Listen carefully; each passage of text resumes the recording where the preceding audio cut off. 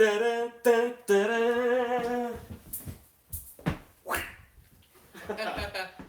Hello everyone, welcome to G.I. Joeberg's third running commentary or report day on G.I. JoeCon 2018. My name is Stephen, and this is... Paul Sutline Loeb Show.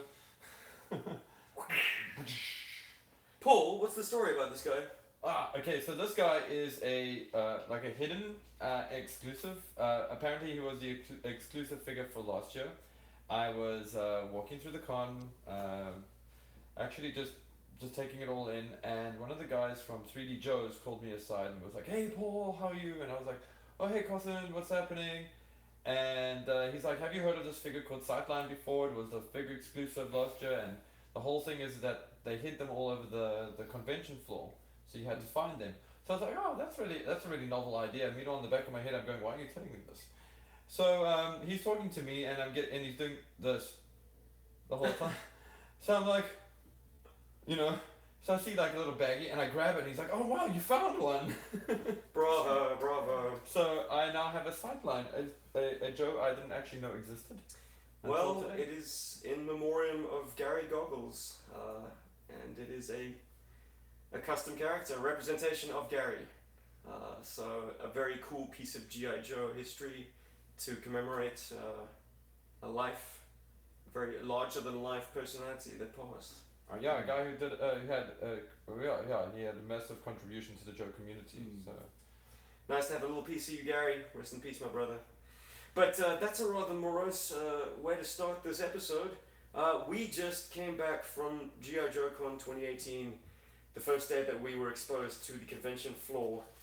And you're going to see in the documentary that comes out of this that it was pretty wild. Where to begin? Okay, so immediately as we arrived at the convention center this morning, we thought we were fairly on time, but there was a massive line snaking around from the door, down the corridor, double back on itself, back out the convention center, and we just dutifully joined the end of the line.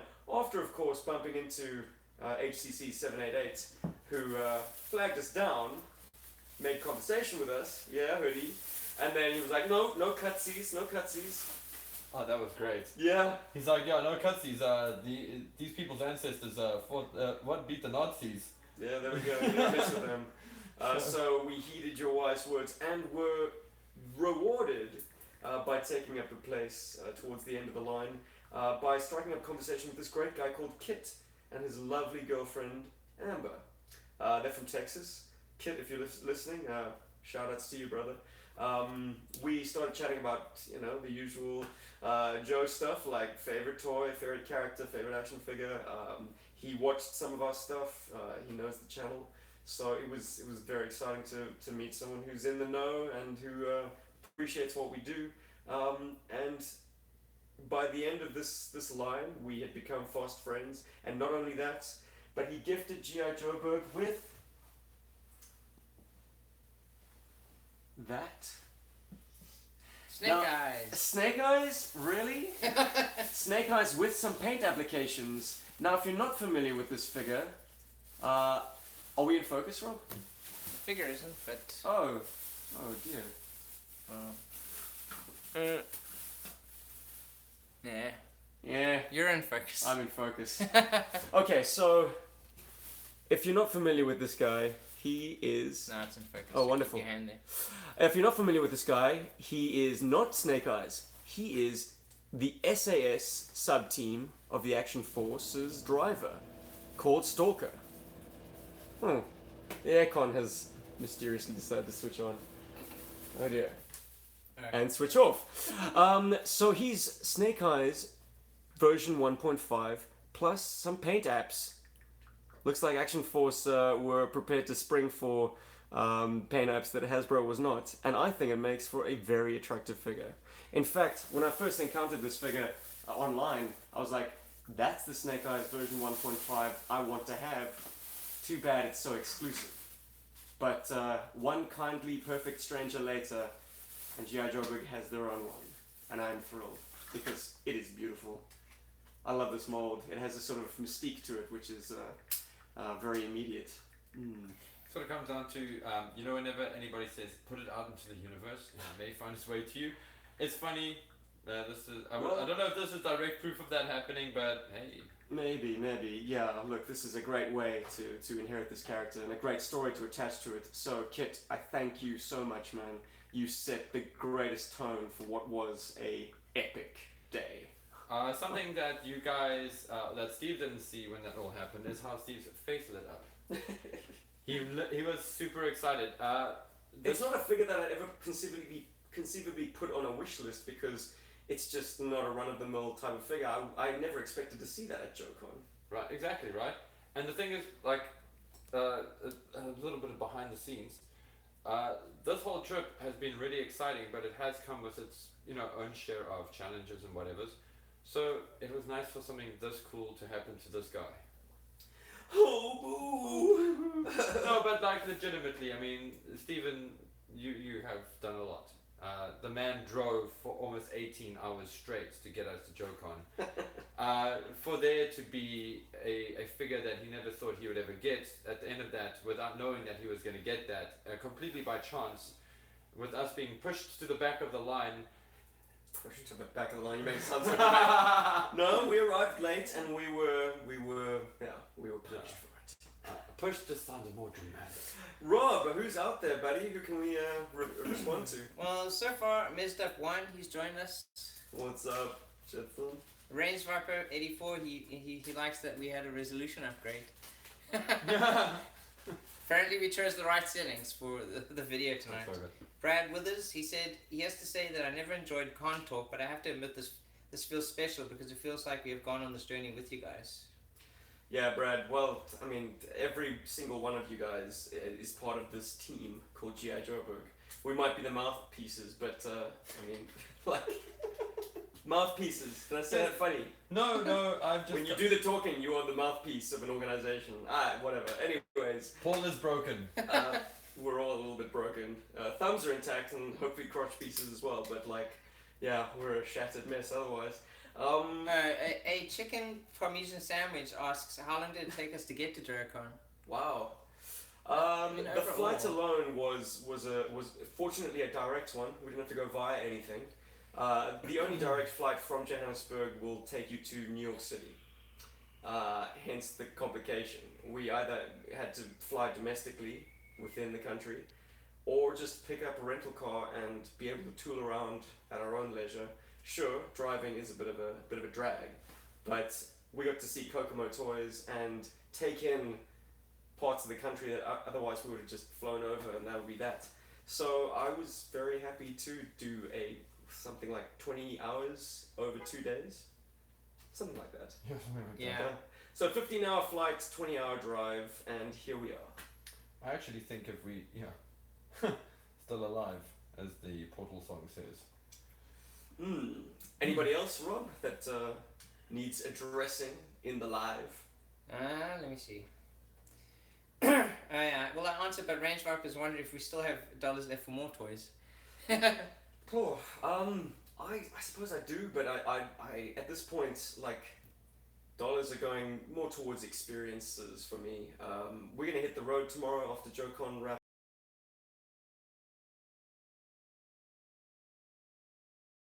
Plus a very new friend.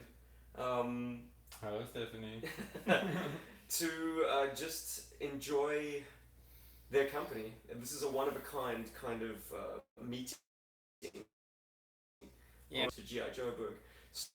So going to camp and enjoy each other's company and we spend our dollars that way. I have enough toys now. Mm-hmm. Let me assure you, I have way too many toys. John Perry says howdy from Missouri. He loves Hey, our John. videos. Hi, John. Thank you. And Ryan Sweeney asks, were we surprised by how many people recognized us at the con? I definitely was. I have a question to add to that as well after our answer. No, you take this, man. I've talked enough. Yes, actually. You do a video, you do a podcast. Okay, so the podcast we can't always check with Google Analytics or whatever. So we don't actually know how many people are listening to us. We just know how many people download it. That doesn't necessarily mean all 256 plus people who download our podcast on a weekly basis are necessarily people that enjoy it. It just means they might be downloading it and checking it out. We don't know. The YouTube story is a little bit different. We get really good high views and we get a lot of popular or good comments and things like that, and that's great. And you've heard me say it before. Sometimes for a pick me up, it's always great to read the comments on YouTube, especially for GI Joburg. Actually, exclusively a GI Joburg thing.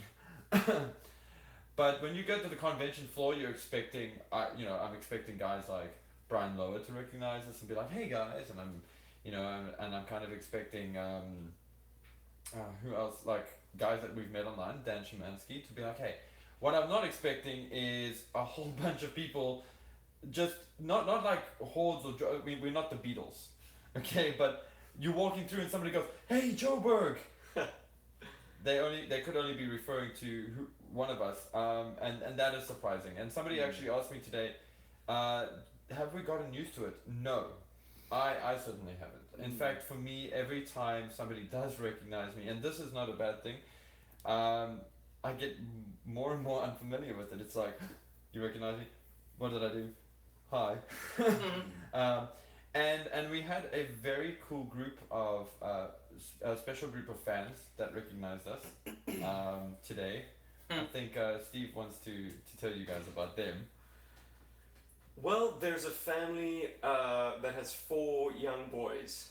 That must be hectic. And these boys watch our webisodes. I believe this is a fairly common story, fortunately. If Daddy is a Joe fan, the kids have been exposed to the Atlantis Factor on graduation day, and they've really taken it on. Well, these 4 boys, like, they were quoting the shows. They all had like sort of favorite moments, favorite toys and stuff. And the youngest son, whose name is indelibly burned to my memory, his name was Henry. He just loved to hug. I mean, he just climbed on top of me. Super cute.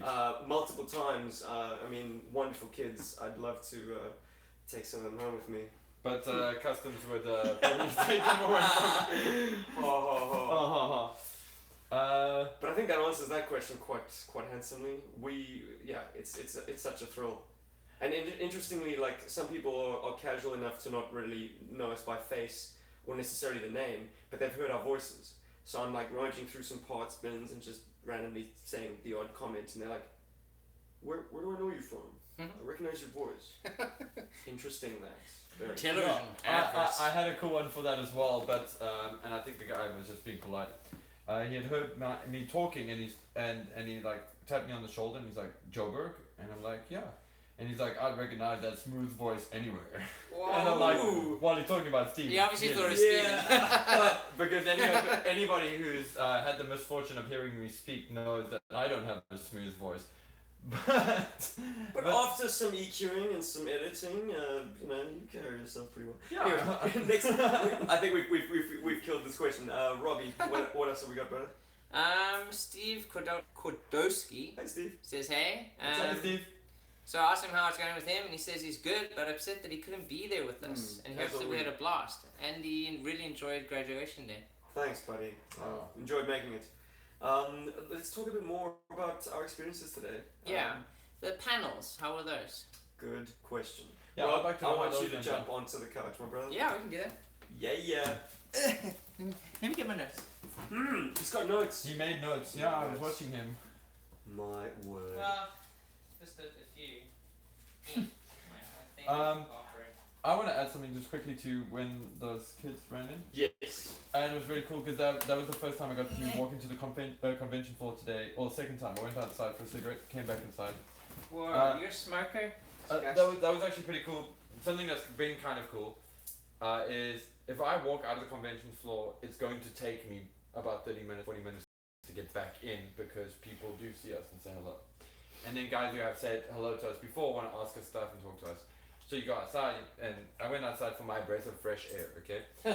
So I come inside and I hear Paul, and it's a little kid, and there's these 2 little kids with their whales, and those are the little dudes that came in, and I was like, wow, you guys have both got like beater whales, but it's awesome, and it's awesome to see kids digging that. But what I think is really cool is that they knew you by name. It wasn't just Joburg. They were like, "It's Paul." Which is crazy, right? That is crazy. I think that's really cool. So tell us about the panels, because I didn't attend the panels. I was Always too busy buying stuff. I wasn't actually buying stuff. Give me stuff. I was well, I was trying to buy stuff. Well, I didn't attend all of them. I attended 2 of them. Stephen went to 3 of them. We kind of overlapped.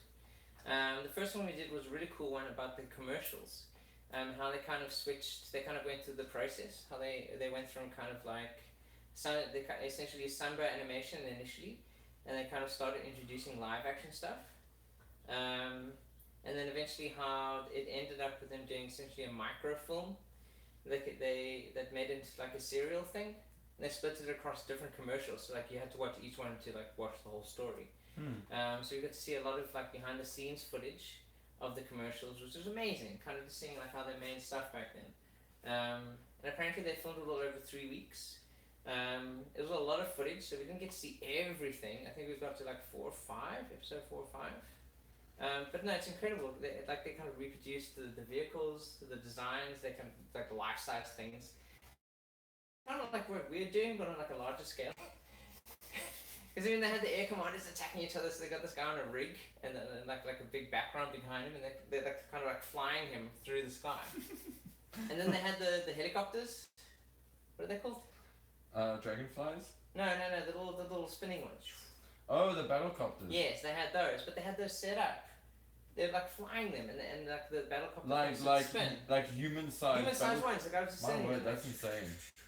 It's amazing. Wow.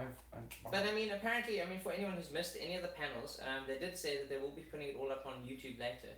I didn't check exactly which channel, but I mean, imagine something associated with JoeCon. So I hope you can find that, because it was really fascinating. And then the second one was basically Kurt Bazigin and Larry Harmer going through the history of G.I. Joe, basically like how it came about, and like how, the whole deal with Marvel. I mean, a lot of the stuff that we kind of discovered in the toys that made us, but obviously from their personal perspective. And that was quite cool. Obviously they went through the whole like Fury Force thing, and Larry Harmer. I got a bit of that, yeah. Yeah, that was just quite cool. Like how Larry says that all his characters are based on people that he knew, because he found it easier to kind of keep them consistent in his head if you base them in reality. Yeah, that's in line with something. Yeah, carry on. That's a minus? No, that's in line with something else. Oh, okay. And he believes often that plots are secondary to and the characters are primary. It's kind of like the characters themselves push forward the plot, which I thought was quite cool. Yeah, something I've also learned from him. Yeah, no, so they kind of like went through the whole process, and like, and another interesting thing that Kirk kind of mentioned when people kind of harangue Hasbro for going through different phases. Like there's the initial phase with like very realistic figures, and then later on the kind of the neon stuff. But people don't realize that when they talk about generations, at least this is how he was talking about from a marketing point of view, is that in toy collecting at least, new generations of toy collectors essentially come along every year. And that according to market research they did at the time, kids across America 8 to 11 was the years most people played with and moved on from playing with Joes, according to research they did. I mean, obviously there are examples of people such as us. Yeah, but I mean, we were were way beyond that. Yeah, but I think that was a phenomenon that was an aberration. It's not something that always happens, but like, yeah, he was also saying, often people say new generations every 20 years, but essentially every single year there's a new generation of people starting to play with toys and also ending their playtime. So you're kind of reintroducing a new generation of kids to these things, and they're not necessarily designed to be interesting, so the very first people that first collected them, it's, they're kind of trying to move forward, trying new things all the time. Yeah, which I kind of find fascinating. I never really thought about it like that. Hey guys. Yeah. On 3, say, hi hoodie. 1, 2, 3. Hi hoodie! Yeah, we saw plenty of Brian Lower today. What a treat to finally see the man in the flesh. It's the amazing. Legend. Yeah. The shining light in the G.I. Joe YouTube community, like his persistence to, generate content every single week. Yeah. Man, comprehensive reviews. Like, that's inspiration for us. Like, yeah. Thank you, sir. You're one of the most important reasons why we do this. No, We're gonna get you in front of a camera. Tomorrow. Oh yes. Shh, don't let it. Maybe. Maybe. I don't know. It's like give the game away. Well, a really cool fact, or at least interesting bit of trivia I find out from that talk. We might have to ambush him.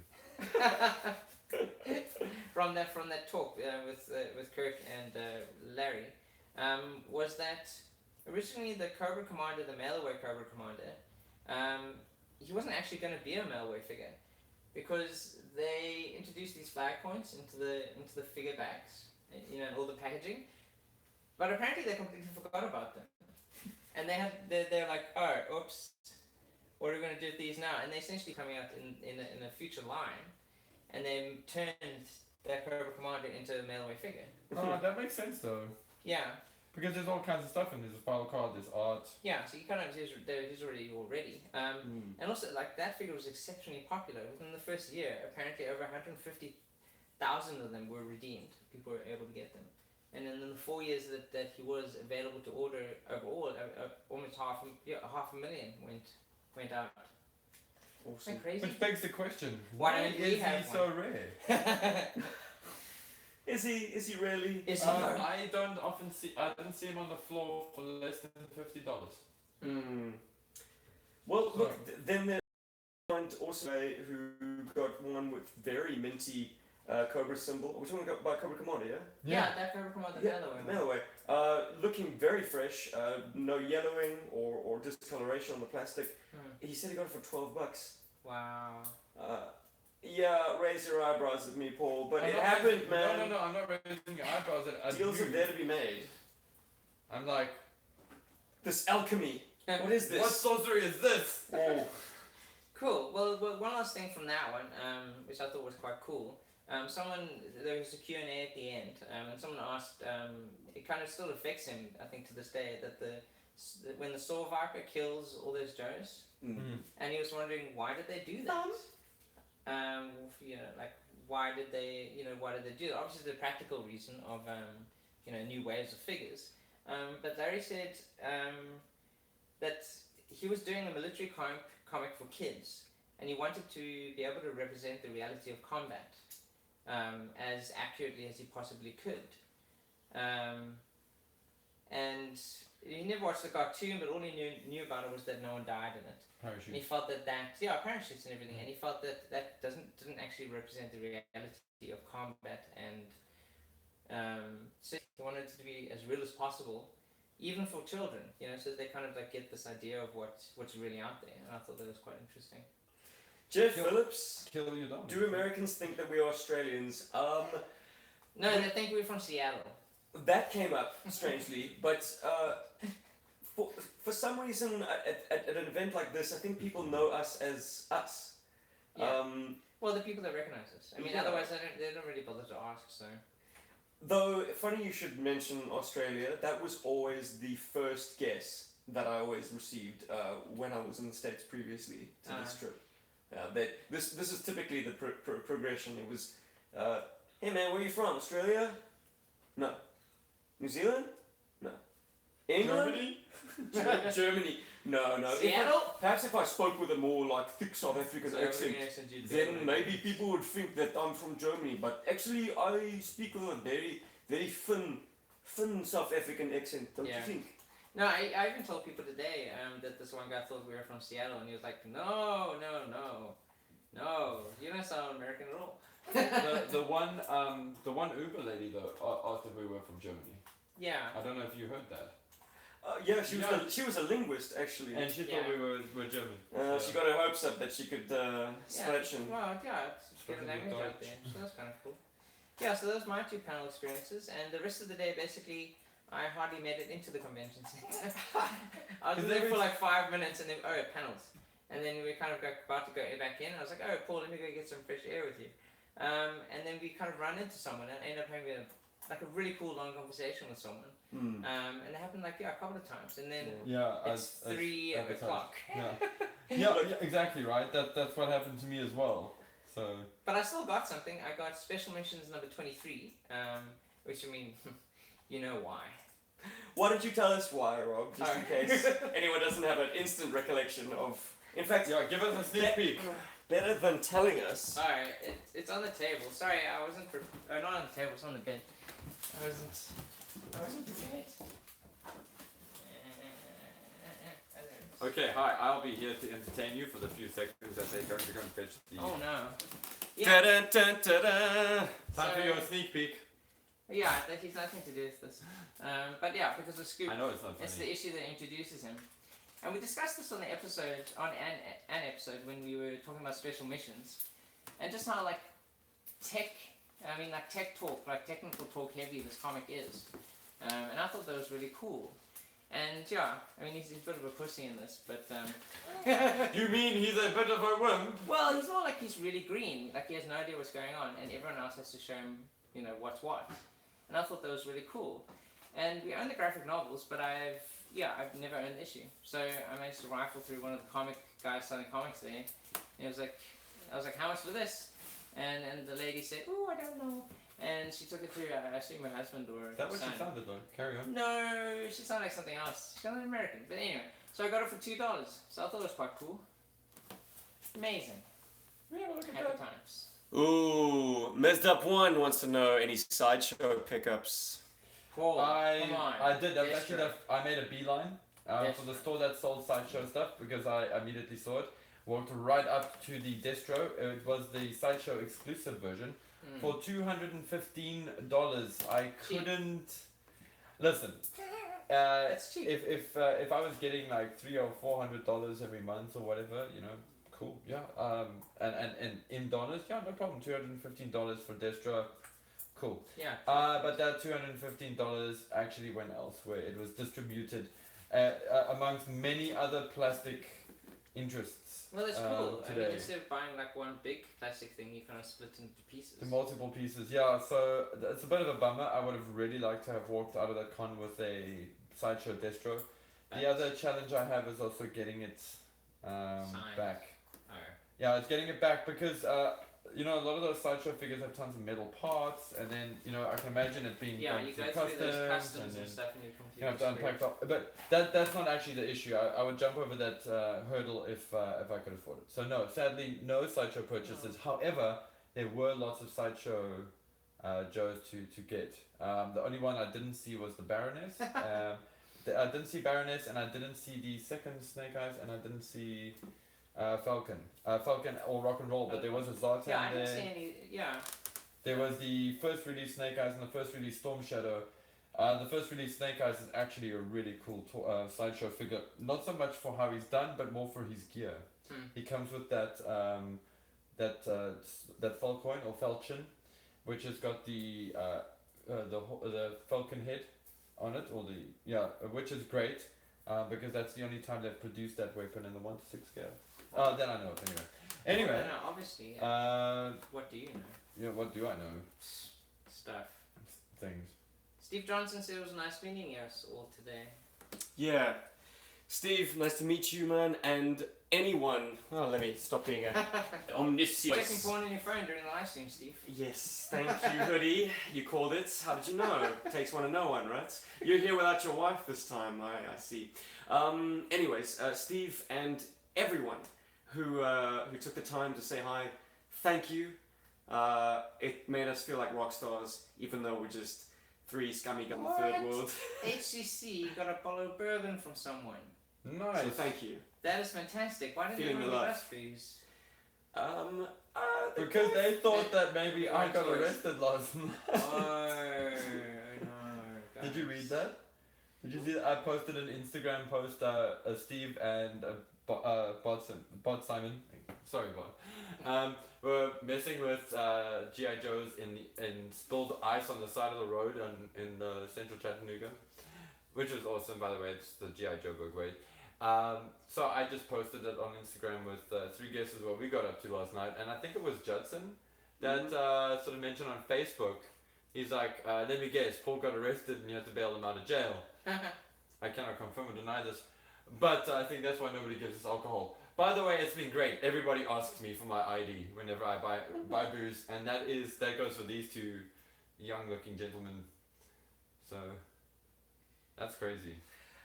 Time to address a very important elephant in the room, guys, and that's I met Larry Harmer today, Wow.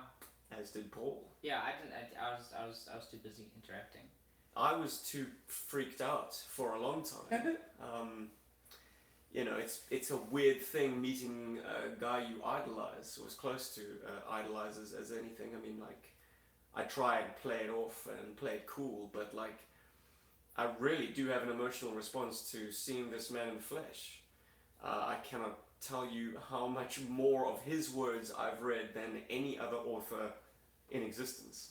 I'm not a big reader, but I pored over his comic books perhaps more than I should have. You know, reading them cover to cover and then flipping it around and reading it cover to cover again. I mean, there are turns of phrases and little idiosyncrasies that are so Larry that I have taken on in my life. I think if I was to break down who I am in kind of a Venn diagram, the three circles would be Han Solo, Luke Skywalker, Larry Hama. That's me, right in the middle. That's how I see this. A little bit naive and uncool, a little bit of a bad boy, a little bit, and then a little bit this kind of very eloquent, bookish Renaissance man. Okay, I'm describing Larry at this point. I'm a fraction of that guy. So to sit down next to him and just have a few minutes of his time, I couldn't bring myself to do it initially. I walked the other way and like had to compose myself, and I'm like, I'm a grown man, why am I doing this? Why are my eyes watering up? Like, it's just a dude, he's playing it chilled, but it's like, I guess I never anticipated I would ever have met him. Like, there is no other artist in this world, be it musician, writer, poet, filmmaker, who is as important to me as that guy. So it was pretty profound. That was my experience. How about you, Paul? You have that mic, brother. Go for it. Actually, very similar to Steve's. So I was just walking around the convention, sort of looking around at stuff, and I see Robert Atkins, the amazing penciler of a lot of IDW's G.I. Joe line, as well as some of Marvel's comics. What a cool guy. Robert Atkins, if you are watching this, you are an awesome dude. And it was great to get a bit of time chatting to you. So I see him and I'm chatting to him, and I sort of glance to my right and see Larry Hama, and my whole body language, I think, changed from da-da-da-da-to. So I'm like sitting there and I'm like working up the courage, and something was really cool. He was there was a little kid. He was doing a commission for somebody, and there was the guy's little one was there, and Larry Hama was I don't want to use the term dealing. He was interacting with this little one. This little one was super cute, and Larry Hama was just super patient with this kid. Nice. He was just like such a nice guy, and I was like it's kind of weird that was the sort of, you're allowed to go and say hello now, Paul. This guy is actually awesome. What a modest and humble dude. Is the first thing. It's super intimidating. So round one of meeting Larry Hama went like this. Hi, Mr. Hama. I'm a big fan of your work. And he's like, thanks. And then I'm like, I know I'm making him uncomfortable, so I'm like, I got a t-shirt for you. So I'm like, here's a t-shirt from myself and G.I. Joe book. And I don't think I spoke loud enough, because it's only later on that he realized that we were from South Africa. Anyway, long story. And I had done like a cool little sketch for him. I told him I was from South Africa, and then he was like, "So what part of South Africa are you from?" And I was like, "How did you know I was from South Africa?" I'd completely forgotten that I told him that I was from, I was that much of a mess. We were such dogs. And but this happened in like different occasions, and Stephen did like pretty much the same thing I did, and I just went, "Okay, Mr. Ahmed, thank you very much for your time. I know I'm a big dog. I'm walking away now." And I was literally in a malaise for about 20 or 30 minutes. I actually went outside, I sat down by myself, and I was just like, oh my word, I just met Larry Helmer, and I was a big dog. And I kind of kicked myself about it, and then sort of ran into Rob a little bit later. And then Steve said he's on his way to Larry Helmer, so I was like, okay, cool. So I was like, you know, maybe let me go and see if I can get some footage or whatever, and I saw them having this moment, and that was really cool. And then Larry Hama and I had like a fun little chat, a little bit of a martial arts conversation, which was very cool. He discussed some things. He was telling, he just started breaking out into conversation. So he started telling us how this guy, there's guys from the Nth Man that are based on people he knows, like friends of his and like actors and whatever, and how he sort of, I don't want to say, I'm just going to say shoeboxes them, just so that he has like a mental reference of their personalities as he's writing them, as he's carrying the character through. And it was great, and he was getting animated, and he was talking, but before then, you know, he was sort of like chilled out and focused on his work. But now here's this guy that's just like, okay, he gets to talk, and he's all animated, and it was amazing. It was really amazing to hear him chat about that stuff, and well, I'm and not just talk, but like he was talking to me, he was talking to the guys on the other side of the table. It was awesome. I just couldn't build up the courage. Like it wasn't. Oh wow, dude. You know, the problem is that unfortunately as fanboys we are gonna put this guy on a pedestal, and rightfully so. I mean, you know, he's a guy. He's just like us, but at the same time, he's just like us, and he's achieved a lot. He's done a lot, and what he has done has made a profound impact on a group of people, and we happen to be one of the greater parts of that group, being G.I. Joe fans and everything, and fans of the file cards. But you know, they say if you shouldn't meet your heroes because they'll often disappoint you. I'm glad that mine didn't.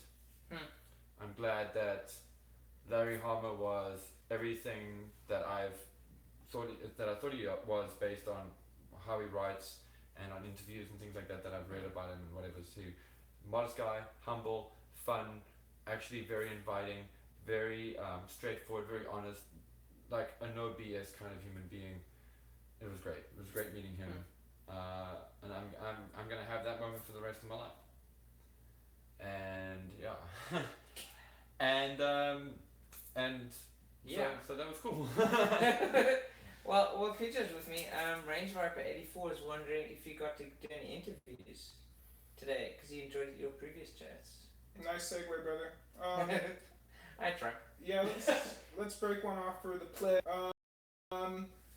Yeah, no, I'll chat up to people. I talked to most of the people on my hit list. I had an idea, but I got in there. I'm just gonna walk it through my head. I chatted up Robert Atkins. If you didn't know, he's a JoeCon regular. Skips a couple years. Didn't know the network was that tight until he got involved. But yeah, he spoke some truth. Dropped his favorite Joe figure. Just you'll hear it. Let's see. I did Riches. An artist I didn't know. Actually, you want to pass that around? Adam Riches. You want to get into that or not yet? Yeah, I will get into it with you actually. So, Adam Riches' table, when you walk into the con floor, it's pretty much right in front of you. Okay, to the left, but it's eye catching because he's got all of this wonderful artwork set up. And if you are somebody who has had the pleasure of collecting the figure subscription service line, then you will recognize artworks like this and like that. But anyway, it jumps out at you, goes, hey, there's an artist sitting here. So I went over, look at all of the stuff and see what was on offer there. And there he was. Oh, thank you, Steve. Yeah. And he recognized me. He was like, oh, are you one of the guys from G.I. Joeberg? And I was like, yes, I am. And then we started talking. We started talking about this, and then we showed off some artwork to each other, and then he asked me if I wanted some prints, and I was like, well, certainly. So I had to look through all of them, and I grabbed, this one's Cujo's one, and I grabbed some that I thought were really amazing from him, and he signed them for us, and that's always cool. You can't walk away with the print without asking, at least asking. I didn't ask to sign it. He offered to sign it. I was like, yes, please. For me, a signature is never about like enhancing the value of the product. It's more about like proof that I made the guy for myself. And one day this is gonna be in my house, and people are gonna be like, oh wow, this is an interesting print, or where did you get this from? And I'll be like, well, funny story that I met this really awesome artist named Adam Riches, and he did these cool packaging artworks for figures that unfortunately I can't afford, but can enjoy the artwork for. That's one thing I definitely love from the FSS is the artwork. Go and check it out, dude. These prints are not expensive at all. All right, let me step into that. Riches, I didn't know the cat before, but he's got layers. There's a lot of hidden stuff in that artwork actually, and he did break down how to draw a card art right. Let's see, who else did I get? All right, I met another Joe Media, Diagnostic 80. He's full force. Used to be UK. Track down that story yourself. He was real, and he was. I was feeling the love. Thank you, brother. That kind of swings me into my next point. There's a lot of different Joe networks. Each of them are viable in their own way. Not everybody connects. So, you know, I watch YouTube. I'm aware of what people say. Just another G.I. Joe show. They repped. You might want to check that live stream. I don't know about the audio. You let me know.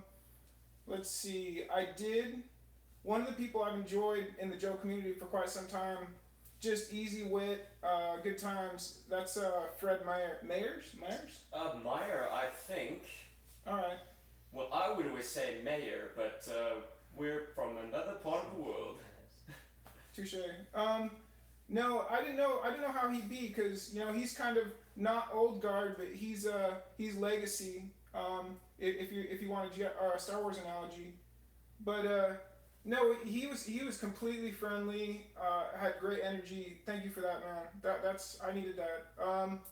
But no, I basically did the final JoeCon file cards, much like WonderCon. The last two names I'll drop right quick. Plastic Battles, you know them, in the Insta. Let's see, and of course Wordburger, who showed out the first night. Yeah? Yeah, no, that's incredible. Oh, dude, that guy. I even managed to get it. He has a section where he like asked for you know Joe names during the performance, and I was one of the first. Someone said, "What is it, high tech?" Firewall. And I was like, "Scoop!" And he was like, "Okay, Rob, that guy." Rob ambushed him with Scoop. That joke's never gonna get old. It already has. It got old yesterday. Yeah. It's too much. And he actually made up a rap about Scoop. Yeah, I listen to that interview, guys. It's gonna melt your face. Oh, okay, I'm looking forward to it. But beyond that, I just want to say like the people that are in Joe, that are still in Joe, that are creating content, that are killing it. He's one of them. He's been there for years. Awesome dude. It was a game changer. I'm not gonna say that word. It's too late. We're not editing this. I'm feeling the pain. Let me introduce one more person. Can I bump you? Yeah. This is Paul. Hi. Not you, brother. I'm a cycle. One more cool, coming back to Robert Atkins, something that was really awesome when we got to talk just briefly about comics, and he got to share some experiences with us, we got to share some with him. To be quite honest with you, I do prefer hearing other people's stories, so I try my best to ask them questions without interrogating them, without them feeling like they're being interrogated. I'm getting better at it. Guys, go and check out Robert Atkins' table. He's got these really amazing issues of G.I. Joe at his table, and he will sign them for you. And it's totally worth having, you know, Robert Atkins' signature on something. This is, like I said earlier, this is to commemorate meeting him. These are going to go well with my Storm Shadow and Snake Eyes figures. Hopefully I can get a chance to get my file card signed by Larry Hammer, so that they can also go with my display of Joe and Cobra figures. Oh well, with Snake Eyes and Storm Shadow. So that was very cool.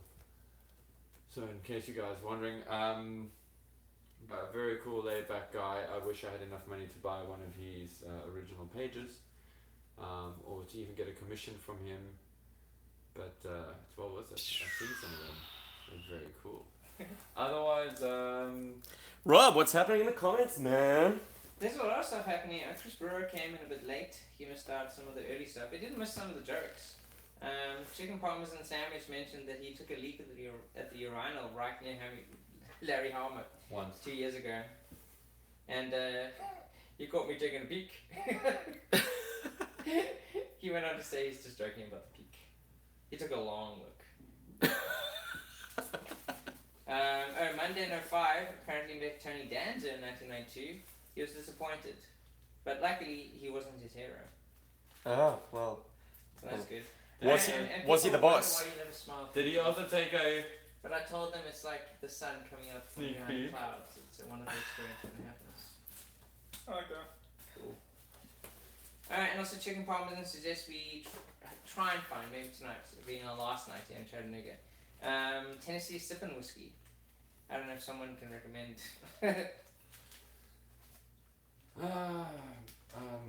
What, you don't do whiskey?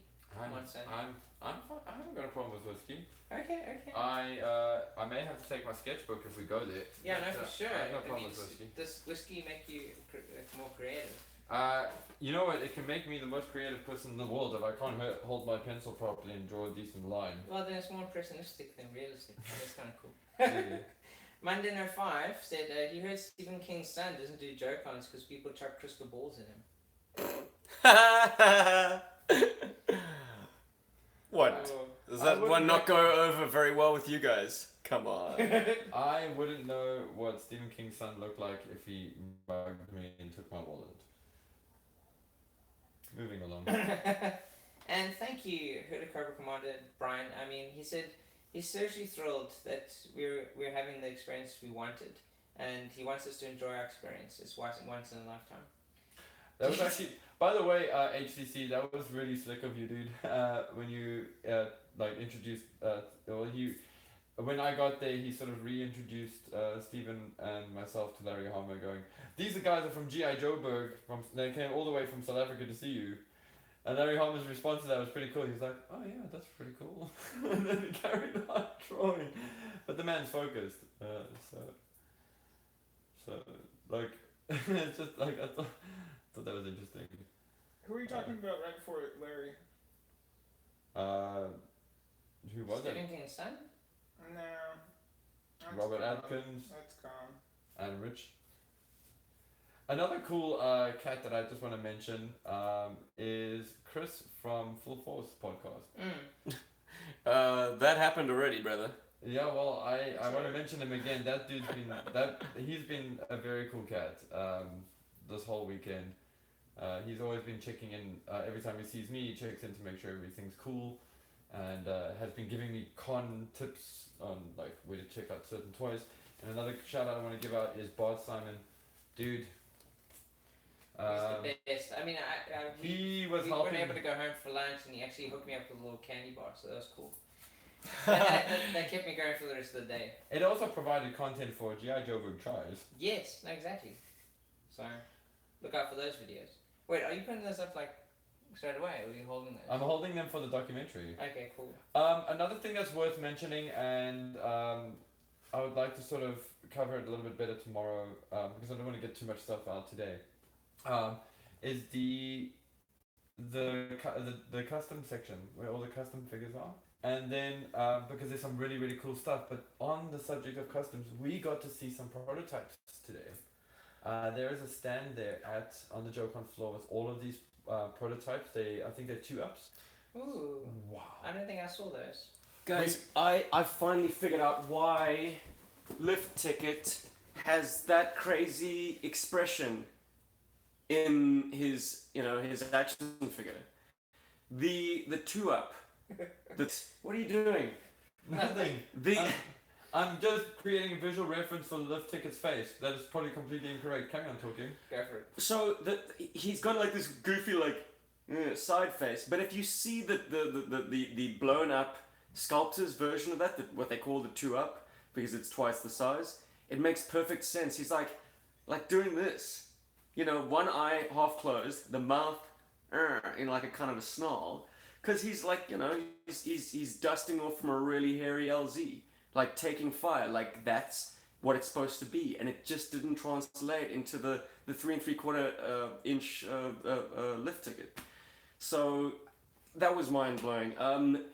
The problem with a section like that, and those cases, and the guys who have brought out these incredible priceless pieces, is that we couldn't take any pictures. Bummer. Reason being, and it's an understandable way of explaining it, and I fully respect that. They said unveiling stuff like that is it's an incentive for actually physically being there. So we'll report to you what we saw because we made the pilgrimage. So it's like I wouldn't say it's a reward for being there, but I guess that's how they explained it. But yeah, they were like, please don't take any pictures. This stuff, don't leak it out there. What? Stop it! I'm laughing at a picture that someone said. Someone's watching us on their big screen. Amanda. Wow. Thank you for the text. Actually. Amanda, I wish we, I don't know, I wish we had a more intriguing frame going on back here, but we just got three weirdos. Well, we're two weirdos in a giant head. A giant head trying to be lift ticket. But it was all that oh stuff. my word, I just put my ambush figure down now and it's full of spider webs. Oops. Chattanooga, you're That means, no. freaky with good. the spiders. That's good though. No. 7172 Challenger says, Puja, your face would be scarily close to Eastwood. Oh, well, it's checks in the mail. Question is, Yes, like Popeye. Scott Eastwood, maybe. I was gonna say, are you feeling lucky, punk? But whatever. Oh, I'm feeling Stratton. What else did you get today, Paul? I was just chilled. I was actually kind of chilled with my. Only about 25 figures. So I picked up one of the Marauder Inc. Valkyrie figures. They had some amazing stuff there. Wow, Marauder Like Inc. prototypes of stuff. Marauder Like the Inc. exoskeleton. They do not fail to impress. They got cool stuff. They got these cool dogs. And they got this exo armor. And I really wish that was available now because I would have bought that without thinking. But I did get a Valkyrie, and well, right now she's mostly just parts and a body, and I'm not gonna dig that out right now because it's all finagly. But they do a really great deal. It's like $30 gets you a whole bunch of parts, the body itself, and it's Marauder Inc. So just go through and check it out. They come in 3 different flavors. Disco Silver for when you want the more space age, almost Bond-esque feel. NATO Green, camo BDU situation, and then also like a desert tan. And that Sierra look is really great. And then they also have like a white outfit, like a ninja outfit kind of thing going. Anyway, check them out if you haven't. If you don't know who Marauder Inc. is, get onto the internet and go and see them. They got some great. They got a great product going. I did see lots of really cool stuff to customize your Joes with. Head sculpts, body sculpts. There's so many. I mean, BDUs. not just them, but like there's so insane. many parts. Guru plants. Like it's amazing. This entire thing's just full. Raging Spoon parts. Customs is there. They've got Amazing. a fantastic stand. I know Jim would have an absolute flip flop fit. He would just be like, "Oh, G.I. JoeCon. Oh, that's Raging Spoon." Oh, this is something you might have forgotten about. Messed up one asked was repro labels there. No, I couldn't find repro labels. Someone mentioned, that we might find labels inside, and I don't think we found any. Yeah, that is a small bummer, but you know what? That can easily be remedied. I mean, if you're living in the States, hit up toyhacks.com, order them, get them to ship it to you. I think at most some of those repro label sets are about $3. And so if you have a fixed address in the country, you can get that. No, I'm sure. I think that's half the reason why they didn't feel they needed to be there. No.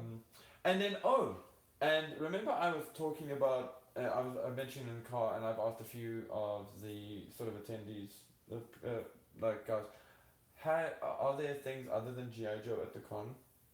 Turns out yes, they are. Yeah, I know there's a whole bunch. There's a lot of retro stuff. It's not like these huge Masters of the Universe collections, but there are sizable collections of Masters of the Universe product available, as And well as Transformers. Yeah. Marvel. I saw Captain Marvel today. I was thinking A of bunch of purchasing. Marvel Legends figures. Yeah. Yeah. There's this awesome line by Vitruvian Hacks. They've got that there. We could expect that there. There's also this like animal. I don't know what it's called, but there's these really cool sort of like animal, posable animal creature characters. Oh, wasn't there also